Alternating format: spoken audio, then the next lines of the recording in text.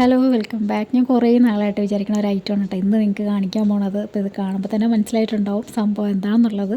അത് jam cake. അപ്പോൾ ആ ജാം കേക്കിൻ്റെ റെസിപ്പി നമുക്ക് നോക്കാം എങ്ങനെയാണെന്നുള്ളത്.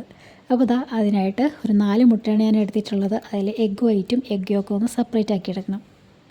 വീഡിയോ ആദ്യമായിട്ടാണ് കാണുന്നതെന്നുണ്ടെങ്കിൽ നിങ്ങൾക്ക് ഇഷ്ടമായിട്ടുണ്ടെങ്കിൽ ഒന്ന് സബ്സ്ക്രൈബ് ചെയ്യാൻ മറക്കരുത് കേട്ടോ. അങ്ങനെ ഇതാ എഗ് വൈറ്റും എഗ് യോക്കും ഇതാ സെപ്പറേറ്റ് ആക്കി എടുത്തിട്ടുണ്ട്.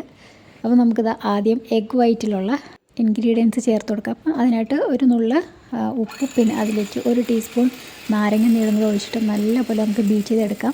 നല്ല ഫ്ലഫി ആയിട്ട് വരുന്നവരെ ബീറ്റ് ചെയ്തെടുക്കാം. അപ്പോൾ ഇതിലേക്ക് ഇതാ പൊടിച്ച പഞ്ചസാരയാണ് ഇട്ട് കൊടുത്തിരിക്കുന്നത്. അപ്പോൾ ടോട്ടൽ ഞാൻ 80 ഗ്രാം പഞ്ചസാര എടുത്തിട്ടുണ്ട്. അതായത് 1/2 കപ്പോളം പഞ്ചസാര വരും. അതൊന്ന് പൊടിച്ചിട്ട് എടുത്തിട്ടുള്ളതാണ്. അപ്പോൾ ആദ്യം ഇതിൽ കുറച്ചിട്ടിട്ട് ഈ ഒരു എഗ് വൈറ്റ് നമുക്ക് നല്ലപോലെ ഫ്ലഫി ആക്കി എടുക്കാം. അപ്പോൾ അതാ ഇതുപോലെ ആക്കി എടുത്തിട്ടുണ്ട്. ഇനിയിപ്പോൾ നമുക്ക് മാറ്റി വെച്ചിരിക്കുന്ന മുട്ടയുടെ മഞ്ഞയിൽ അതെടുത്തിട്ടുണ്ട്. അതിലേക്ക് 1 ടീസ്പൂൺ വാനില എസൻസ്, പിന്നെ ഇതിലേക്ക് ബാക്കിയിരിക്കുന്ന ആ ഒരു പഞ്ചസാര പൊടിച്ചത്, പിന്നെ ഒരു 2 ടേബിൾ സ്പൂൺ പാലും, അതേപോലെ 2 ടേബിൾ സ്പൂൺ സൺഫ്ലവർ ഓയിലാണ് ഒഴിച്ചു കൊടുത്തിട്ടുള്ളത്. അപ്പോൾ അതൊന്ന് ജസ്റ്റ് ഇതുപോലെ ഒന്ന് മിക്സ് ചെയ്ത് ഒന്ന് ബീറ്റ് ചെയ്തെടുക്കുക. ഇനിയിപ്പോൾ ഇതിലേക്ക് ഡ്രൈ ഇൻഗ്രീഡിയൻസ് ഒന്ന് ചേർത്ത് കൊടുക്കണം. ആദ്യം തന്നെ ഇതിലേക്ക് മൈദ ഒരു 3 ടേബിൾ സ്പൂണും, പിന്നെ കോൺഫ്ലവർ ഒരു 3 ടേബിൾ സ്പൂൺ. അപ്പം കോൺഫ്ലവർ ഇതിൽ ഇടുന്നതെന്ന് വെച്ചാൽ കേക്ക് കുറച്ചുകൂടെ സോഫ്റ്റ് ആവാൻ വേണ്ടിയിട്ടാണ്. അതായത് ഇതുപോലെ ഒന്ന് അരിച്ചിട്ട് കൊടുക്കാം. ഇനിയിപ്പോൾ ഇതുപോലെ ഒന്ന് ബീറ്റർ വെച്ചൊന്ന് ജസ്റ്റ് ഇതുപോലെ ഒന്ന് മിക്സ് ചെയ്ത് കൊടുത്തതിന് ശേഷം നമ്മൾ നേരത്തെ മാറ്റി വെച്ച എഗ് വൈറ്റ് ഇല്ലേ, അതാ ഇതിലേക്ക് രണ്ട് ബാച്ചായിട്ട് വേണം ഇതിലേക്ക് ഇട്ട് കൊടുത്തിട്ട് നല്ലപോലെ ഒന്ന് മിക്സ് ചെയ്തെടുക്കുക. അപ്പോൾ ഭയങ്കരമായിട്ട് ഓവറായിട്ട് മിക്സ് ചെയ്തെടുക്കരുത്. പതുക്കെ ഒന്ന് മിക്സ് ആക്കി എടുത്തതിന് ശേഷം ബാക്കിയിരിക്കുന്ന ആ ഒരു എഗ് വൈറ്റിലേക്ക് നമുക്കിതാ നമ്മൾ മിക്സ് ചെയ്ത് വെച്ചിരുന്ന എഗ് യോക്കില്ലേ, അതാ ഇതുപോലെ ഒന്ന് മിക്സ് ചെയ്ത് പതുക്കെ ഒന്ന് ഫോൾഡ് ചെയ്തെടുക്കുക. നാരങ്ങ നീര് നമ്മൾ ഒഴിക്കുമ്പോഴത്തേക്കും നമ്മൾ ആ എഗ് വൈറ്റ് കുറച്ചുകൂടെ ഒന്ന് നല്ല ഫ്ലഫി ആയിട്ട് വരാൻ വേണ്ടിയിട്ടാണ് നമ്മൾ നാരങ്ങ നീര് ഒഴിച്ചത്. അതുകൊണ്ട് ഇത്രയും നല്ല കൂടുതൽ നമുക്ക് ബാറ്റർ കിട്ടിയിട്ടുള്ളത്. ഇനിയിപ്പോൾ ഇതാ ഒരു ബേക്കിംഗ് ട്രേയിലേക്ക് ഞാൻ ബട്ടർ പേപ്പർ ഇട്ട് കൊടുത്തിട്ടുണ്ട്. അതിൻ്റെ മുകളിലേക്ക് ഇതാ ഒഴിച്ചു കൊടുത്തിട്ടുണ്ട് നമ്മുടെ ബാറ്റർ. അപ്പോൾ ഞാൻ ഇതിപ്പോൾ നമ്മൾ ആ ഒരു ട്രേ കുറച്ച് വലുതായതുകൊണ്ടാണ് ഞാൻ കുറച്ച് സൈഡിൽ കുറച്ച് ഫോയിൽ പേപ്പറൊക്കെ ഒന്ന് വെച്ചിട്ട് അഡ്ജസ്റ്റ് ചെയ്ത് വെച്ചിരിക്കുന്നതാണ്. ഇനിയിപ്പോൾ ഇതൊന്ന് നമുക്കൊന്ന് ടാപ്പ് ചെയ്ത് കൊടുക്കാം. ആ ബാറ്ററിൻ്റെ എയർ ബബിൾസൊക്കെ ഒന്ന് പോകാനായിട്ടാണ്. പിന്നെ ഞാൻ എന്താ കുക്കിംഗ് റേഞ്ചിലാണ് വെച്ച് കൊടുക്കുന്നത്. അപ്പോൾ ഒരു 5 മിനിറ്റ് പ്രീ ഹീറ്റ് ചെയ്ത ഓവണിലാണ് ഞാൻ വെച്ച് കൊടുത്തിട്ടുള്ളത്. എനിക്ക് ഒരു 17 മിനിറ്റാണ് കറക്റ്റ് വേണ്ടി വന്നത്. അപ്പോൾ ഞാൻ താഴത്തെ ഫ്ലെയിം ഓണാക്കിയിട്ടില്ല, മുകളിലത്തെ ഫ്ലെയിമിൽ വെച്ചിട്ടാണ് ഇത് ബേക്ക് ചെയ്തെടുത്തിട്ടുള്ളത്. അപ്പോൾ ആ കേക്ക് നല്ലപോലെ വന്നിട്ടുണ്ട്. ഇനിയിപ്പോൾ അതിൻ്റെ മുകളിലേക്ക് ഒരു ബട്ടർ പേപ്പർ ഇട്ടിട്ട് ഞാൻ ഇതുപോലെ ഒന്ന് മറിച്ചിട്ട് കൊടുത്തിട്ടുണ്ട്. ഇനിയിപ്പോൾ നമ്മൾ താഴെ ഇരിക്കുന്ന ആ ഒരു ബട്ടർ പേപ്പറിൽ ഇതുപോലെ ഒന്ന് റിമൂവ് ചെയ്യാം.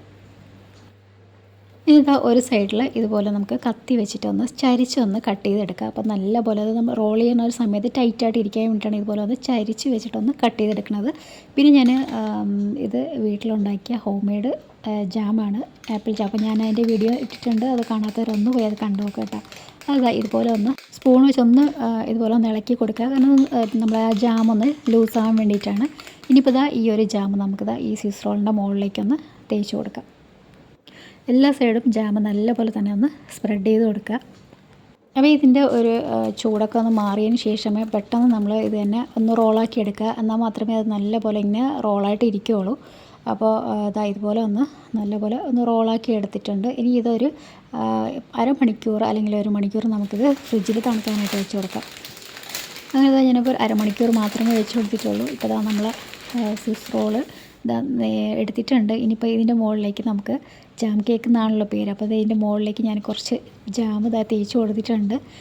അപ്പോൾ നമ്മൾ കടയിലൊക്കെ കിട്ടുന്ന ആ ഒരു ജാം കേക്കിൽ ഡെസിക്കേറ്റഡ് കോക്കനട്ടൊക്കെ ഉണ്ടല്ലോ, അപ്പോൾ അതും കൂടെ ഇതുപോലെ ഒന്ന് നമ്മളൊന്ന് അതിൻ്റെ മുകളിലേക്കൊക്കെ ഒന്ന് ഇട്ട് കൊടുത്ത് കഴിഞ്ഞ് കഴിഞ്ഞാൽ സെയിം നമ്മളെ ബേക്കറി സ്റ്റൈല് ജാം കേക്കാണ്.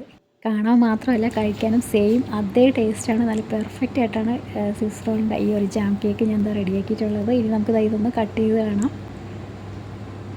അപ്പോൾ ഇത് കാണുമ്പോൾ തന്നെ നിങ്ങൾക്ക് മനസ്സിലായിട്ടുണ്ടോ, നല്ല അടിപൊളി പെർഫെക്റ്റ് ആയിട്ടുള്ള ഒരു ജാം കേക്കാണ്. അപ്പോൾ ഉറപ്പായിട്ടും നിങ്ങളിത് ട്രൈ ചെയ്ത് നോക്കണം.